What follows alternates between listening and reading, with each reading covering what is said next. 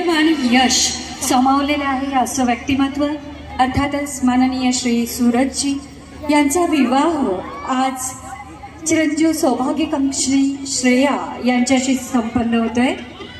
या भव्य नयनरम्य आणि दैदिप्यमान असलेल्या भव्य विवाह सोहळ्यासाठी प्लीज इको ऑफ ठेवा, इको ठेवू नका, नो इको प्लीज।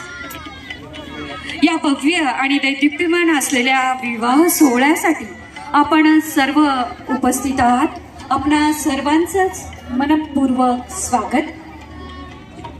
असं म्हणतात विवाहाच्या काठी या ब्रह्मदेवाने स्वर्गात बांधलेल्या असतात, पण त्याला मूर्तरूप प्राप्त होतं ते मृत्यू दिल्यावर। आणि सगळ्यात महत्त्वाचं म्हणजे आप्तेष्ट, स्नेहीजन आणि मित्रपरिवार हे अतिथी देवोभवची प्रतिनिधित्व करत आपल्या जीवनामध्ये भूमिका निभावत असतात। आपली भारतीय संस्कृती सांगते की आपल्या घरी आलेल्या पाहुण्यांचं स्वागत करणं हे देवाचं स्वागत करण्यासारखं असतं।